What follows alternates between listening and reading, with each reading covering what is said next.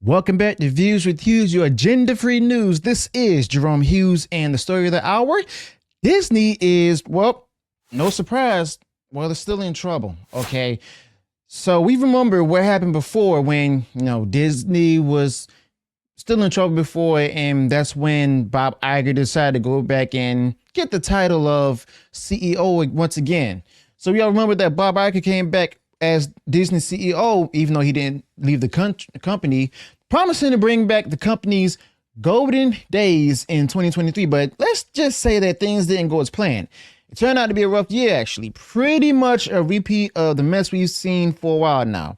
At the movie, it's been a bloodbath. Disney and Bob Iger lost money on almost, everything they put out. And we're talking about some real stinkers like the Indiana Jones and Dollar Destiny and even the Marvels, among many, which tanked hard at the box office.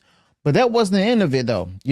Disney and Bob Iger also got hammered with one public relations nightmare after another. And there were a bunch of lawsuits from people who used to work at Disney under Bob Iger. Okay. And some sued because they got fired without a good reason. Others because they weren't paid what they were owed. But all in all, it was just one big thing after another.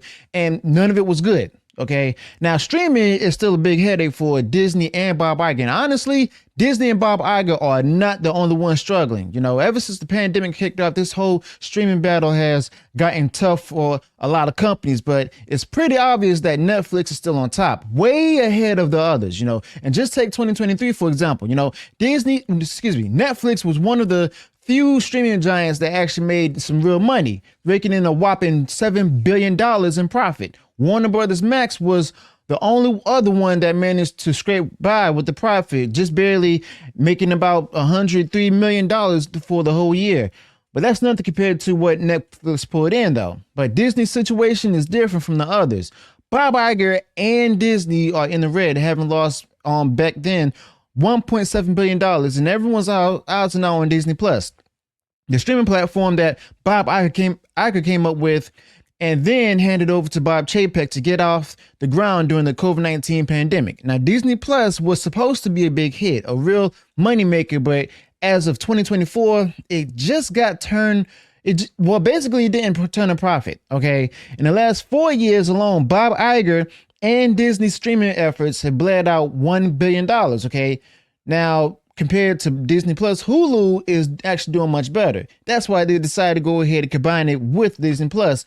And it's been around longer and it's more solid, which might be hiding even bigger losses at Disney. Okay, but right now, Bob Iger and Disney are in a bit of a hole where not only they've lost the whopping $1 billion, but Bob Iger and Disney, they're scrambling to turn Disney Plus into a moneymaker by the end of this year, 2024.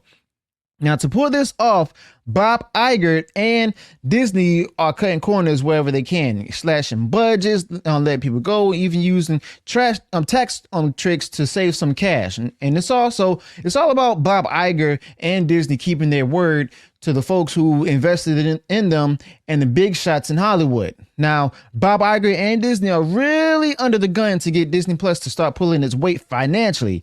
So they're trying all sorts of things to try to stop the bleeding and start seeing more profit, and seeing some profit because they hardly made any profit lately. But Bob Iger and Disney are looking to switch things up with their streaming service, Disney Plus, and which hasn't been making money, and Bob Iger and Disney are thinking about bringing back something like regular TV channels with ads to try to turn things around. But here's the thing, though. If Disney Plus, right now it's struggling because of the simple fact that with their ads and stuff, it's not really helping the company make any profits, because a lot of people don't want ads, all right? And they feel that making it, cheaper, the cheaper option and stuff, instead of the free option, like they actually think that this is going to work because they feel that have people pay less money and stuff for an option and stuff, while they make money from companies and stuff, advertising and stuff, they'll go ahead and make a profit. But instead, they're actually still losing money the same way they did before. All right. So we all know that's not going to work at all. And, You know, Bob Iger, and like I said, Bob Iger and Disney are thinking about, trying to bring back something like regular TV channels with ads to try to turn things around. In other words, having a Disney Channel 2.0. And these new channels, which are free and supported by ads, kind of like what you see on apps like Pluto TV or even Tubi, would use Disney's big collection of popular shows and movies. And Bob Iger and Disney are planning to set up a channel that just plays The Simpsons all day, every day, and other channels that would feature big names like Marvel and Star Wars. Now, this move is basically a throwback to how TV used to be. But through Bob Iger and Disney's streaming platform, Bob Iger and Disney are hoping this old school approach might help fix their financial issues with Disney Plus. Now, honestly, it's actually embarrassing how big of a flop this has been. Even if they do manage to try to pull off a profit by the end of 2024, it's just going to be a one-off for that one quarter. And Bob Iger and Disney are still in deep trouble trying to dig themselves out of the massive $11 billion hole that they've dumped themselves into with their struggling streaming service. Okay. And right now, Netflix is still way out in front because it's the original streaming giant, and they know what they're doing. And no one's even close to catching up with Netflix. And Disney's definitely not the only company having a tough time with streaming. But Bob Iger and Disney are one of the heaviest hitters who can't seem to get it right at all. But yeah, Disney and Bob Iger are scrambling to fix things. But can they actually turn things around with the way that things are going? And quite frankly, no. See, it's not just the pricing of the content of the streaming platform with the different options and stuff. Even though if you're going to do the ad tier option, how about making sure people don't pay for that? But also, it's in the quality of the content out there. A lot of people see how politicized the companies become over the years and stuff through the movies and the shows and the animations that they've created. And the people are quite frankly tired of it.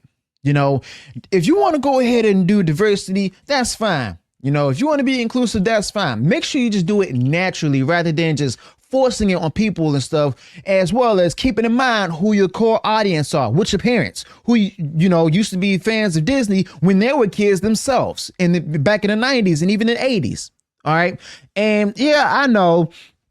Bob Iger, he's the CEO of the company, but the thing is, he's not listening to the critics. He's not listening to the fans, and Disney and Bob Iger are in trouble. And the board is not making anything better. And let's talk more about, Bob Iger and Disney, where Bob Iger decided to go ahead and keep a lot of stuff back from the different shareholders and investors and stuff. And next thing you know, after the shareholder vote is over with, we see all these things coming out that made the company fail in the first place, pulling the wool over the people's eyes and everything, and then lifting it up after the fact. Okay. So yeah, it's nothing new. Disney is going to be in the same slump it's always been before. My thing is, do not believe what Bob Iger is saying, because the simple fact that Bob Iger and Disney, whatever they say, whatever they do and everything, when they say that they're going to make these changes and stuff, they're not. Absolutely not, because that's been happening for the past few years and everything, and nothing still hasn't happened. It's still the same, pretty much the same stuff, where he's letting Kathleen Kennedy go ahead and decide to make Star Wars and Lucasfilm 50% female and everything, and 50% male. And then also with Kevin Feige continuing with his moves and stuff and forcing him to go ahead and continue to make Marvel woke, putting out there the different heroes and characters that either we didn't like before or we're not even familiar with at all. So, as usual, let me know your thoughts about this in the comments below. What do you think about this whole big mess? Do you think that Bob Iger and Disney will actually recover from this, or do you think that they're going to dig themselves into a deeper hole to the point where the investment companies like Vanguard and BlackRock are also going to go ahead and just pull out? Let me know your thoughts about this in the comments below. Also, be sure to include any additional thoughts you might have on this particular topic. If you enjoyed what I shared in this video, go ahead, smash the like button, share far wide across social media.